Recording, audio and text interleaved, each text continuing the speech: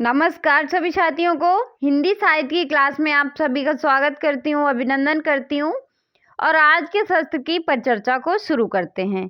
आज के शस्त्र में हम पढ़ेंगे हिंदी की बोलियाँ, जो है हमारे कौन से क्षेत्र में है, किस किस में बटी हुई हैं, ये सारी चीज़ें आज हम जानेंगे। तो चलिए शुरू करते हैं आज के शस्त्र को। और ये जो है, इसमें से 2 क्वेश्चन हर एग्जाम में पूछे जाते हैं। बोलियों से 2 क्वेश्चन हर एग्जाम में पूछे जाते हैं, चाहे टीजीटी हो, पीजीटी हो, नेट जेआरएफ हो, या असिस्टेंट प्रोफेसर हो, या बिहार हो, या राजस्थान हो, हरियाणा हो, ऑल स्टेट एग्जाम के लिए अनिवार्य है। तो चलिए शुरू करते हैं हिंदी की बोलियों को। पहला पॉइंट है हमारा कि हिंदी और उसकी उपभाषाओं तथा बोलियों का वर्गीकरण है जो निम्न ढंग से किया गया है। अपभ्रंश, उपभाषा और बोली।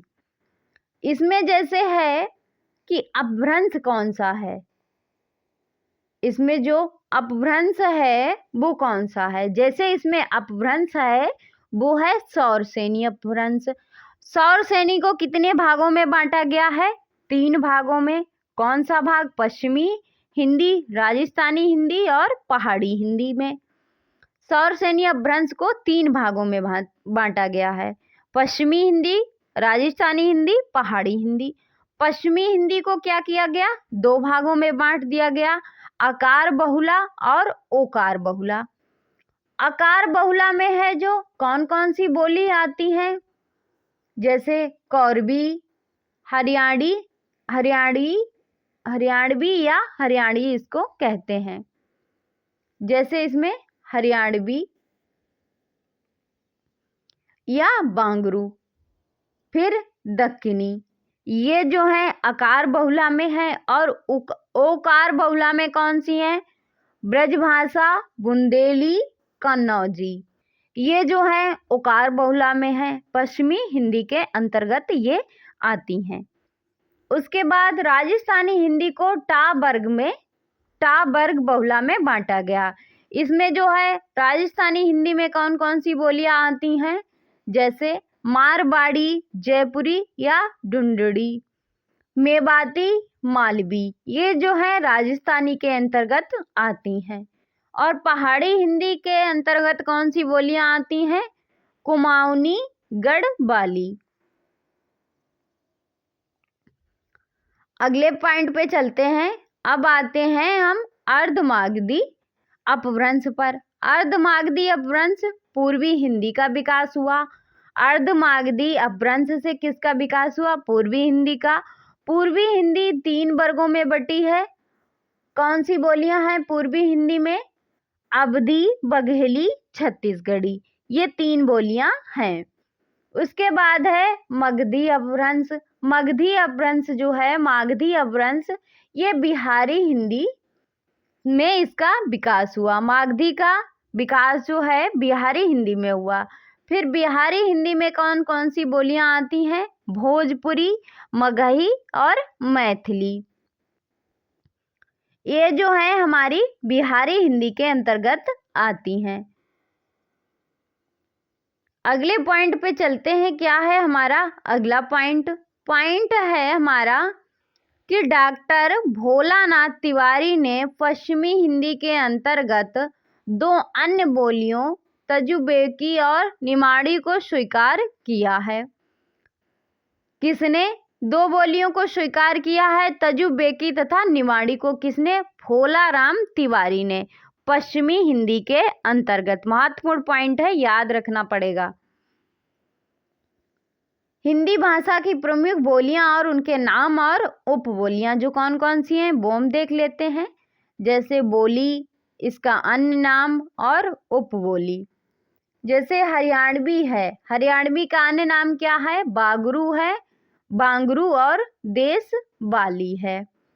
इसमें उपबोलियां कौन सी हैं? जाटू, चमरबा। उसके बाद आते हैं ब्रजभाषा। ब्रजभाषा का अन्य नाम क्या है? अंतर्वेदी। इसमें बोली कौन सी है? भुक्सा, जदोबाटी, डांगी। बुंदेली का अन्य नाम है बुंदेलखंडी। इसमें बोली पवारी, बनाफरी, लोधंती और निभट्ठा। अवधि के अंतर्गत अवधि का कौन सा नाम अन्य नाम है? कोसली और बैसवाड़ी। इसमें कौन सी बोलियां आती हैं? जोल्हा, गरोहा, जूंडर। फिर कौरवी का अन्य नाम क्या है? खड़ी बोली। छत्तीसगढ़ी का अन्य नाम खल, टाही, लरिया। बघेली का अन्य नाम रिवाई। इसमें जो बोली है निभट्ठा। डिंगल के अन्य नाम भाट भाषा। पिंगल का अन्य नाम नांग भाषा। अब आ जाते हैं हम हिंदी की प्रमुख बोलियों के नामकरण जो हैं, कर्ता कौन है, किसने कौन सा नाम रखा है, ये देख लेते हैं। महत्वपूर्ण है, पूछा भी जाता है एग्जाम में। जैसे कौरवी का नाम किसने रखा, ब्रजबुली का नाम किसने रखा। बोली और नामकरण करता है। जैसे कौरवी का नाम है, जो नामकरण करता है कौन है? राहुल संकृत्यायन ने कौरवी नाम रखा। ब्रजबुली किसने रखा? ईश्वर चंद्र गुप्त ने। राजस्थानी भाषा किसने रखा? ग्रियर्सन ने। डिंगल भाषा किसने रखा? बांकी दास ने। बिहारी किसने नाम रखा? ग्रियर्सन ने। भोजपुरी किसने रखा? रेमंड ने। मैथिली किसने रखा? कोल ब्रुक ने। ये जो है हमारे महत्वपूर्ण है। कौरवी वाला तो महत्वपूर्ण है। महत्वपूर्ण जो है कौरवी है, बिहारी है और भोजपुरी मैथिली, ये तो महत्वपूर्ण है। जो ग्रियर्सन राहुल संकृत्यायन है, ग्रियर्सन है, ये महत्वपूर्ण है। अगले पॉइंट पे चलते हैं। क्या है हमारा अगला पॉइंट? पॉइंट है कि हिंदी की प्रमुख बोलियों का क्षेत्र अंकित है। विशिष्टता, बोली और बोली क्षेत्र जो हैं कौन कौन से हैं। जैसे ओकार बहुला में कौन सी बोली आती हैं? ओकार बहुला में ब्रजभाषा, बुंदेली, कन्नौजी, मारवाड़ी, कुमाऊनी, गढ़वाली, मालवी। अब ब्रजभाषा में क्षेत्र कौन कौन से आते हैं? मथुरा, आगरा, अलीगढ़, बरेली, बदायूं, एटा, मैनपुरी, गुड़गांव, भरतपुर, करौली। देखो, इन्हें याद रखना इतना जरूरी नहीं है और याद भी नहीं कर सकते हैं, तो एक बार एक सरसरी नज़र से पढ़ लेते हैं ताकि अगर एग्जाम में क्वेश्चन आए तो हमको लगे कि हाँ ये इसमें था, इसमें नहीं था, इस वजह से ये करा रहे हैं। और आजकल एग्जामिनर का कोई पता नहीं है कि कहाँ से कौन सा क्वेश्चन बना दे। इतना डीप क्वेश्चन पूछते हैं, नेट जेआरएफ में इतना डीप जाते हैं और टीजीटी पीजीटी में भी इतना डीप चले जाते हैं। एग्जामिनर बहुत डीप जाके क्वेश्चन पूछते हैं। तो ब्रजभाषा में कौन कौन से क्षेत्र आते हैं? मथुरा, आगरा, अलीगढ़, बरेली, बदायूं, एटा, मैनपुरी, गुड़गांव, भरतपुर, करौला। उसके बाद बुंदेली में कौन कौन से क्षेत्र आते हैं? उत्तर प्रदेश, झांसी, उरई, जालौन, हमीरपुर, मध्य प्रदेश, सागर, ओरछा, दतिया, होशंगाबाद। देखो, उत्तर प्रदेश के अंतर्गत कितने राज्य आते हैं? 4 जिले आते हैं, झांसी, उरई, जालौन और हमीरपुर। मध्य प्रदेश के अंतर्गत बुंदेली में इसमें भी 4 जिले आते हैं, सागर, ओरछा, दतिया, होशंगाबाद। और फिर आते हैं कन्नौजी पर। कन्नौजी जो है कौन से क्षेत्र हैं? कौन कौन से क्षेत्र में ये बोली जाती है? इटावा, फर्रुखाबाद, हरदोई, पीलीभीत, शाहजहांपुर, कानपुर। इसमें जो है कन्नौजी बोली जाती है। फिर आती है मारवाड़ी। मारवाड़ी में कौन कौन से क्षेत्र आते हैं? जोधपुर, अजमेर, किशनगढ़, जैसलमेर। कुमाऊनी में कौन से क्षेत्र आते हैं? नैनीताल, अल्मोड़ा, पिथौरागढ़।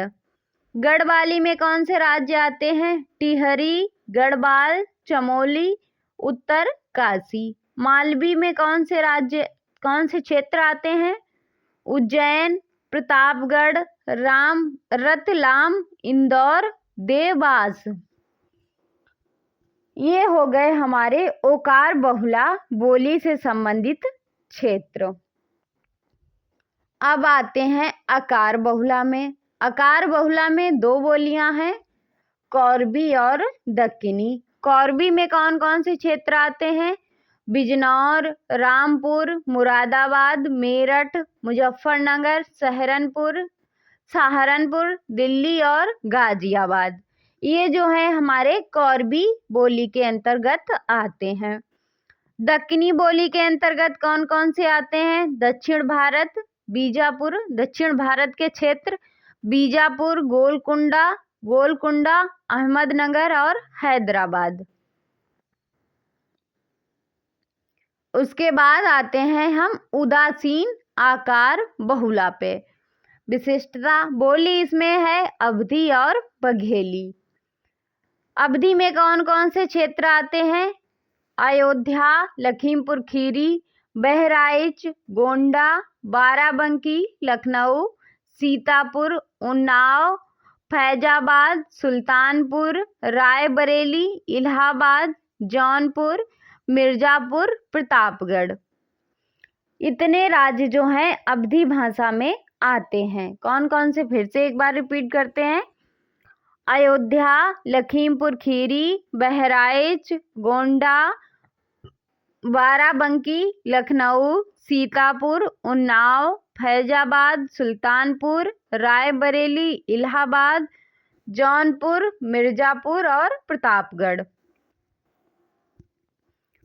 ये हो गए हमारे अवधी बोली के क्षेत्र। अब आते हैं हम बघेली के क्षेत्र। कौन से हैं? रीवा, जबलपुर, मंडला और मिर्जापुर। ये हो गए हमारे बघेली के क्षेत्र। अब आते हैं इकार बहुला पर। इकार बहुला भोजपुरी। इकार बहुला में बोली आती है भोजपुरी। भोजपुरी में कौन कौन से क्षेत्र आते हैं? भोजपुर, शाहाबाद, छपरा, चंपारण, गोरखपुर, देवरिया, गाजीपुर, बलिया और बनारस। इसमें जो है भोजपुरी आते हैं। उसके बाद हमारी हिंदी की 4 महत्वपूर्ण बोलियों की प्रमुख विशेषता निम्न ढंग से प्रस्तुत की गई हैं। जैसे ब्रजभाषा, सौरसेनी, पश्चिमी हिंदी, ओकार बहुला। स्वर जो है इसमें अतिहर्ष हैं, हर्ष हैं और दीर्घ हैं। ड़ा का इसमें जो है ब्रजभाषा में ना पढ़ा जाता है और ड़ा का जो रा पढ़ा जाता है, सा और शा का शा पढ़ा जाता है। या बा का यथावत रहते हैं। ये यथावत यानी सदैव ऐसे ही रहते हैं। ए और औ ये मूल स्वर हैं। आ जो है इसमें विव्रत ध्वनि है। अवधी जो है अर्धमागधी से है, पूर्वी हिंदी से है, अकार बहुला के अंतर्गत है। इसमें स्वर हैं, अतिहर्ष है, हर्ष है। व्यंजनात् बोली ड़ा के बदले ना बोलते हैं। सा शा के बदले शा और ला के बदले रा बोलते हैं। या और बा के बदले जा और ऊ बोलते हैं। ए और ओ के बदले आई और औ बोलते हैं। आ जो है इसमें सम्रत ध्वनि है। कोरबी जो है सौरसेनी अपभ्रंश से ली गई है, पश्चिमी हिंदी की है, अकार बहुला के अंतर्गत आती है। स्वर इसमें जो हस्व और दीर्घ ही है। आ जो है इसमें अर्ध विव्रत ध्वनि है कोरबी में। भोजपुरी जो है मागधी से है और बिहारी हिंदी के अंतर्गत आती है। इकार बहुला में इसमें स्वर जो है अति, हर्ष है, दीर्घ है। इसमें व्यंजनात् बोलियां जो हैं वो कैसी हैं? शब्द के मध्य में रा का लोप हो जाता है। ला और रा का रा पढ़ते हैं, सा शा और बा का हा पढ़ते हैं। रा ध्वनि जो है ही नहीं इसमें। रा जो है रा स्वतंत्र ध्वनि है और आ जो है अर्ध विव्रत ध्वनि है। ये थे हमारी भाषाओं बोलियों से संबंधित। उसके बाद आते हैं लिपि। लिपि पर भी चर्चा कर लेते हैं। जैसे लिपि जो है किसने क्या माना है। जैसे पहला पॉइंट है कि पंडित कामता प्रसाद गुरु के अनुसार लिखित भाषा में मूल ध्वनि के लिए जो चिन्ह मान लिए गए हैं वे भी वर्ण कहलाते हैं, पर जिस रूप में ये लिखे जाते हैं उसे लिपि कहते हैं। ये बात किसने कही है? कामता प्रसाद गुरु के अनुसार। लिपि का विकास जो है चित्र लिपि थी, फिर प्रतीक लिपि हुई, फिर भाव लिपि हुई, फिर ध्वनि लिपि हुई। और ध्वनि लिपि को दो वर्णों में बांटा गया, अक्षरात्मक लिपि और वर्णात्मक लिपि। भारत की सारी लिपियां अक्षरात्मक हैं और रोमन लिपि जो है वो वर्णात्मक है। भारत में प्राचीन समय में 3 लिपियां प्रचलित हैं। अगला पॉइंट हमारा है कि सिंधु घाटी लिपि के प्राचीनतम नमूने सिंधु घाटी में माटगोमरी जिले के हड़प्पा तथा सिंध के लरकाना जिले के मोहनजोदड़ो में प्राप्त सोलों पर मिले हैं। डीरिजर महोदय ने सिंधु घाटी लिपि को ट्रांजिशनल रिस्पष्ट कहा है। सिंधु घाटी लिपि की ध्वनि चिन्हों की संख्या को लेकर विद्वानों के मतभेद रहे हैं, किसने कितने माने हैं। जैसे हंटर ने जो है ध्वनि और चिन्ह संख्या माने हैं 253, लैंगडन ने जो है 228 माने हैं, गैड एवं स्मिथ ने कितने माने हैं? 396 माने हैं। उसके बाद खरोष्ठी लिपि का जो है प्राचीनतम नमूना पश्चिमोत्तर भारत के साहेबाजगढ़ी, पंजाब का यूसुफी जिला और मानसेरा पंजाब का हजारा जिले में अशोक के अभिलेखों में प्राप्त हुआ। खरोष्ठी लिपि के नामकरण से संबंधित विद्वान के मत हैं, क्या हैं? चीनी कोश फावांसुलिन का इनका क्या अभिमत है कि खरोष्ट नामक व्यक्ति से है। खरोष्ट जो है ये खरोष्टी जो है भाषा वो खरोष्ट नामक व्यक्ति से ही खरोष्टी नाम पड़ा है। डॉक्टर राजबली पांडे का क्या मत है कि खर गधे के ओष्ठ के समान है। डॉक्टर सुनीति चटर्जी का क्या कथन है कि खरोशोत से खरोष्टी बना है। खरोष्ठी लिपि के बारे में है कि खरोष्ठी जो है दाएं से बाएं लिखी जाती है। इसमें 37 वर्ण, 5 स्वर और 11 व्यंजन होते हैं तथा इसमें संयुक्त अक्षरों का सर्वथा अभाव है। उसके बाद आते हैं ब्राह्मी लिपि के प्राचीनतम नमूने बस्ती जिले में पर्याप्त पीपराला के स्फूत में तथा अजमेर लिपि के बाड़ली गांव के शिलालेखों में मिले हैं। उसके बाद ब्राह्मी के जो है नामकरण में मत है कौन से? ब्रह्मा द्वारा निर्मित लिपि ब्राह्मी कहलाई। ब्रह्मा वेद या ज्ञान की यथार्थ लिपि ब्राह्मी कहलाई। ब्राह्मणों द्वारा निर्मित प्रयुक्त लिपि ब्राह्मी कहलाई। चीनी विश्वकोश फाशवांसुलिन 668 ईस्वी के अनुसार ब्रह्म नामक आचार्य के आधार पर ब्राह्मी कहलाई। ब्राह्मी लिपि की उत्पत्ति को लेकर मुख्यतः 2 भेद रहे हैं कि यह भारतीय लिपि है या विदेशी लिपि है। विद्वान ब्राह्मी लिपि के उत्पत्ति की भारत में हुई इस वर्ग के अनेक मतभेद प्रचलित हैं। विद्वानों ने क्या अभिमत माने हैं? जैसे एडवर्ड थॉमस ने क्या कहा है कि मूल आविष्कार द्रविड़ थे। क्या माना है कि मूल जो आविष्कार किसने किया था? द्रविड़ ने किया था, एडवर्ड मानते हैं। जगत मोहन वर्मा ने कहा ब्राह्मी लिपि के बारे में कि वैदिक चित्रलिपि से व्युत्पन्न यानी उत्पन्न हुई है ये ब्राह्मी लिपि। फिर आते हैं श्री आर श्याम शास्त्री ने क्या कहा कि सांकेतिक चिन्हों से व्युत्पन्न है। फिर डॉक्टर राजबली पांडे ने क्या कहा कि सिंधु घाटी लिपि से विकसित है। राजबली पांडे ने कहा कि ब्राह्मी लिपि जो है वो सिंधु घाटी सभ्यता से विकसित लिपि है। डाउनसन, कनिंघम और लंसन, इन्होंने क्या कहा है कि आर्यों की पुरानी चित्रा लिपि से विकसित है ब्राह्मी लिपि। डॉक्टर भोलानाथ तिवारी ने कहा है कि हड़प्पा मोहनजोदड़ो की लिपि से विकसित ब्राह्मी लिपि है। ब्राह्मी लिपि की उत्पत्ति विदेश में हुई, इस वर्ग में अनेक मत हैं। कौन कौन मानता है?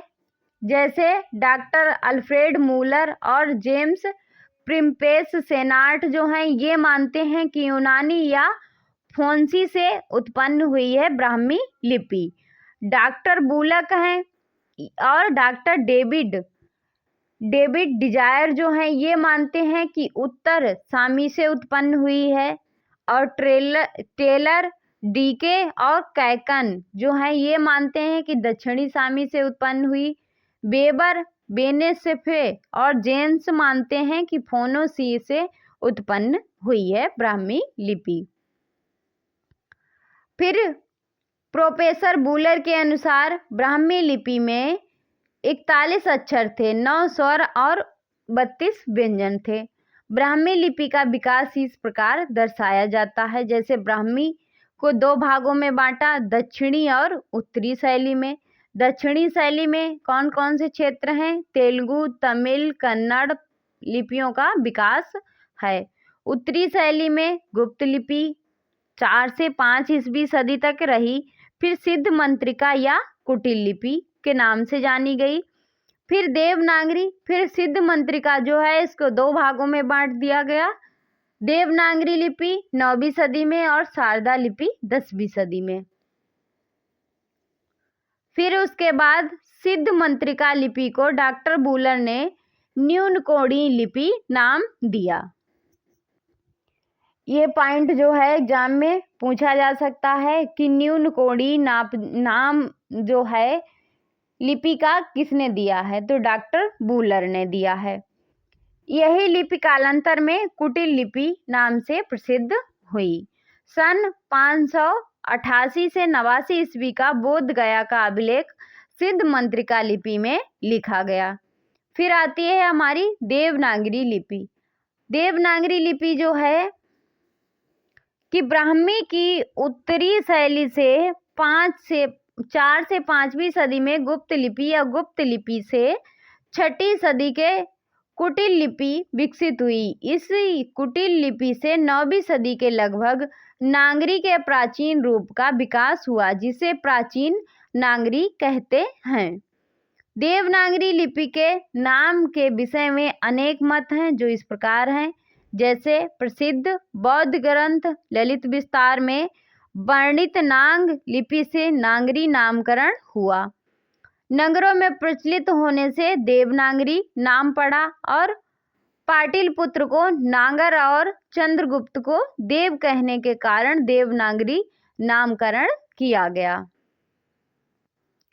उसके बाद कुछ पॉइंट हैं कि CR श्याम शास्त्री के अनुसार देवताओं की प्रतिमाओं के बनने के पूर्व उनकी उपासना सांकेतिक चित्र द्वारा होती थी, जो कई प्रकार के त्रिकोणीय यंत्रों के माध्यम से लिखे जाते थे।